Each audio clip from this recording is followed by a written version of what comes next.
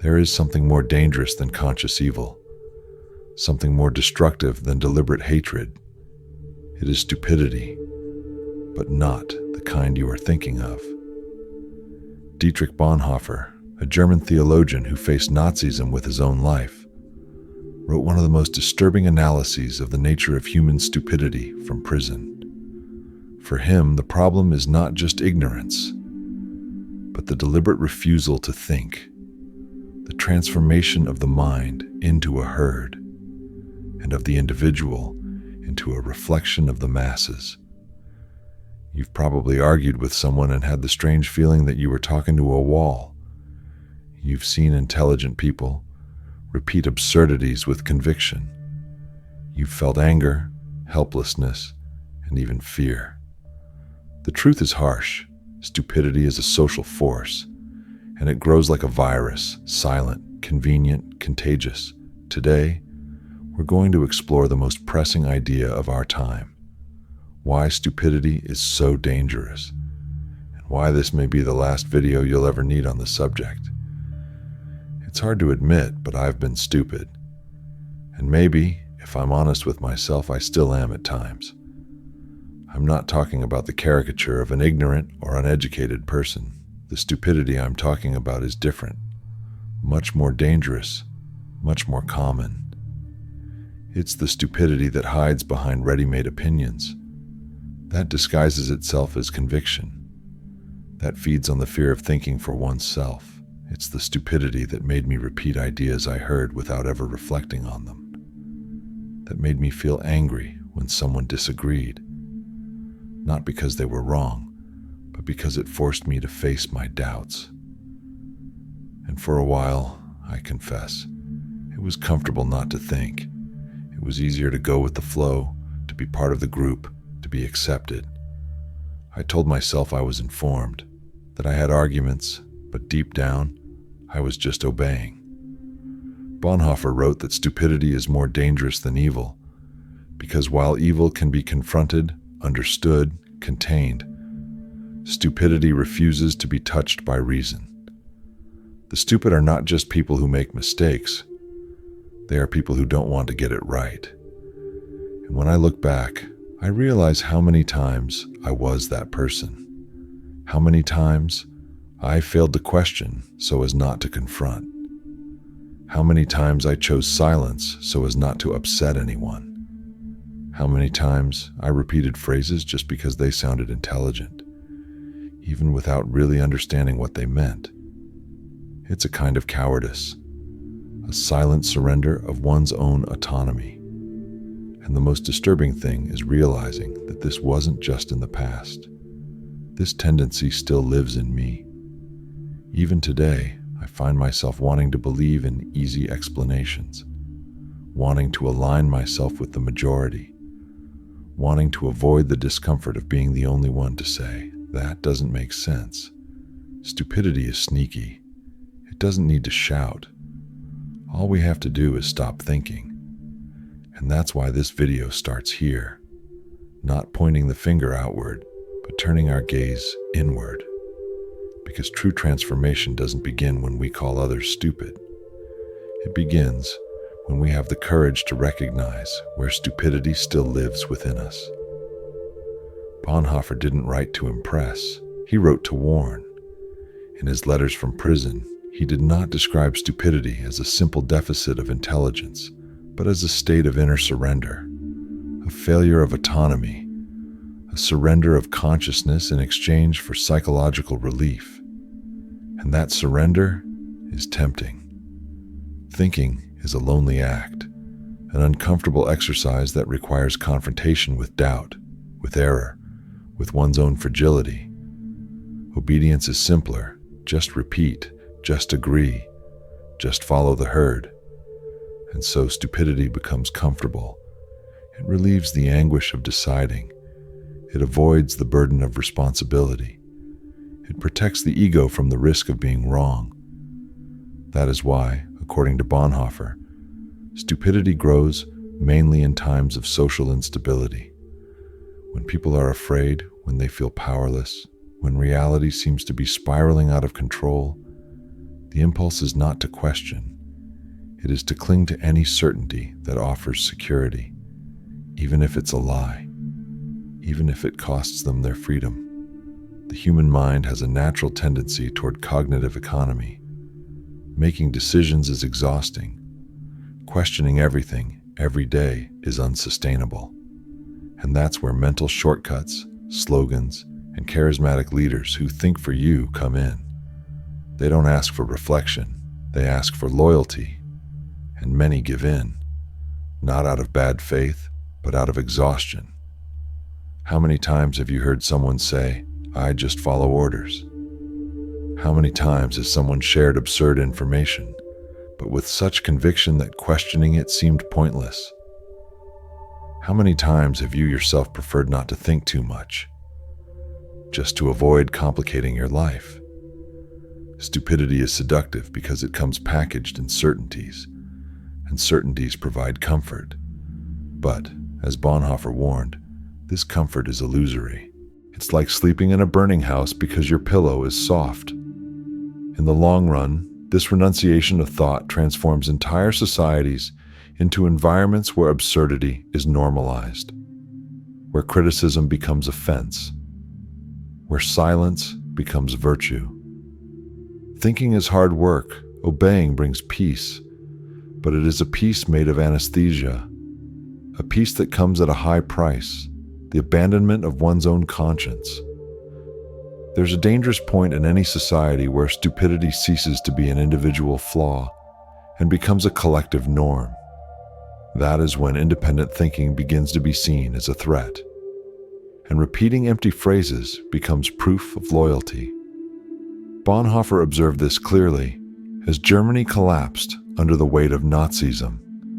It wasn't just fanatics in power, it was ordinary people who, day after day, gave in to group pressure, to the comfort of obedience, to the anesthesia of belonging. Stupidity didn't come out of nowhere. It was cultivated, encouraged, normalized. In such an environment, not thinking becomes a virtuous act. Doubt becomes treason, and critical reflection is labeled arrogance. People begin to confuse conviction with truth. They confuse noise with reason. And more tragically, they confuse obedience with morality. The crowd has a strange power. It absolves individual responsibility. When everyone says the same thing, those who question it seem wrong, even if they are right. The pressure of the collective transforms the absurd into logic, and those who resist are isolated. Have you ever noticed how, in certain groups, there are always phrases that everyone repeats? Expressions that no one dares to question? Positions that, even when clearly incoherent, are maintained because no one wants to be the first to stand up. This is how stupidity infiltrates, not with shouts, but with echoes. Not with violence, but with repetition. Bonhoeffer wrote that stupidity does not need arguments. It needs an environment. It flourishes where the masses suffocate the individual, where personal identity is replaced by labels, where thinking becomes a risk and silence a form of survival. Worse still, over time, those who remain silent begin to forget that they once knew how to think. That is when stupidity ceases to be just a problem and becomes an ethical epidemic. It becomes a value, a character trait, a quality praised in speeches, revered in leaders, demanded in institutions. And when that happens, the greatest sign of lucidity is precisely discomfort. Because if thinking is distancing you from others, maybe the problem isn't what you think, but how much others have stopped thinking. Have you ever tried to argue with someone and felt that, despite all your words, nothing got through? As if you were throwing truths into a bottomless pit. As if you were talking to a wall, not because of a lack of sound, but because of a lack of listening. I've been there. I tried to show evidence, to use logic, to appeal to empathy. But on the other side, there was only blind conviction, a certainty shielded by slogans, by unresolved emotions, by an anger that didn't engage in dialogue. It just reacted. That's when I understood what Bonhoeffer meant when he said that stupidity is not sensitive to reason. He wrote, "Trying to convince a stupid person with arguments is useless and even dangerous, because the problem is not in a person's intellectual capacity, but in their emotional state. It is not a lack of intelligence, but a lack of openness." The stupid, in the profound sense that Bonhoeffer describes, is not someone who does not know. It is someone who does not want to know. Someone who has outsourced their thinking, who no longer decides based on reality, but based on belonging, resentment, and fear. It's as if an emotional curtain closes from the inside, and any attempt to pull it back only makes it thicker. In those moments, I realized that insisting too much only increased resistance. The more I tried to explain, the more the person closed up, because to them, I wasn't offering ideas. I was attacking their identity. Bonhoeffer saw this happen to millions of Germans, people who, a decade earlier, would never have accepted certain atrocities, but who, overwhelmed by a collective state of stupidity, came to defend the indefensible. And today, it's no different. We live surrounded by bubbles where people repeat ideas without checking them, where those who disagree are enemies, where debate has turned into war, and those who try to argue clearly are silenced with memes, shouting, or contempt. The most tragic thing is that I often left these conversations feeling existentially exhausted, an emptiness that did not come from defeat and argument, but from the shock of an emotional reality, that reason alone does not awaken those who have chosen to sleep. And it was in this emptiness that I understood. There are times when silence is not cowardice, it is wisdom. Because the fight against stupidity is not won in direct confrontation. It begins before, long before, in the cultivation of free thought, reflective silence, and the courage to think, even when no one is listening. Bonhoeffer realized a truth as uncomfortable as it is dangerous. Stupidity is not only tolerated by power, it is cultivated. Authoritarian governments, religious sects, fanatical movements, all have understood sooner or later that it is easier to dominate an intellectually lazy people than to face a critical society. And the method does not have to be sophisticated. It is enough to encourage passivity. Short phrases, absolute certainties, and clear enemies are enough. Stupidity is functional for those who want control. When someone stops thinking for themselves, they make room for someone else to think for them. And that someone else usually has interests that do not include your freedom or your dignity. That is why authoritarian leaders always promote the cult of useful ignorance. They do not want the chaos of doubt, criticism, dialogue. They want the blind order of obedience. And for that, they need people who repeat without questioning, who believe without understanding, who are outraged for the wrong reasons. Think about how entire systems have been built on this principle. Dictatorships that censor books, churches that forbid questions, companies that punish those who think outside the box, social networks that reward shouting and ignore argument. All of this is no accident. It is by design. Because stupid people don't get in the way. They don't demand. They don't bother. And the most perverse thing is that this induced stupidity is often accompanied by pride.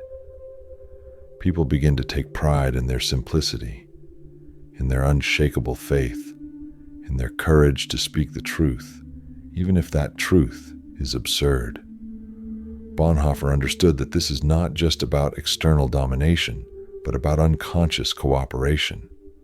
The stupid, contrary to what it seems, are not just being manipulated. They collaborate with the manipulator. They protect them. They justify them. They idolize them. That is why fighting this form of stupidity is not just a struggle for enlightenment. It is a struggle for liberation. It is tearing off the chains that were voluntarily put on. It is telling the oppressed that they are complicit in their own imprisonment. And that hurts, but it is necessary. Because as long as stupidity is useful to power, it will be cultivated as a virtue. And as long as there are those who take pride in not thinking, there will be those who enrich themselves through this ignorance. Thinking is an act of courage, and courage sometimes means following a path that few are willing to take. But if you've made it this far, it's because you're already on that path. Bonhoeffer understood that in times of organized stupidity, maintaining lucidity is not only difficult, it is lonely. But he also believed in something greater, that even in the densest darkness, there are those who still see, and that these few are enough to prevent the darkness from winning completely. You are one of those few, not because you know all the answers, but because you dare to ask the right questions, because you are not content with the comfort of ignorance, because you feel deep down that thinking is the only true way to remain human. And yes, it takes effort. There will be silence, there will be rejection, but there will also be growth, clarity, freedom. Thinking doesn't isolate us. It connects us to what is real. It gives us back our autonomy. And little by little, it transforms not only our view of the world, but the world itself.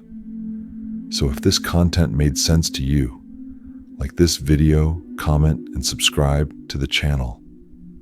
YouTube's algorithm today depends on you to get this video to other people who, like you, also feel that something needs to change. Write the word courage in the comments. It is the link between all of us who still believe in transformation. And if possible, consider supporting this channel. Any amount, even symbolic, helps us continue producing this content with depth, integrity, and commitment to awareness. This channel thrives on the belief that thinking is still worthwhile, and those who can support us help keep this mission alive. Stupidity grows in complacency. Thought flourishes in effort. And that's why I believe in you, because you've already started to move, and that movement is what changes everything.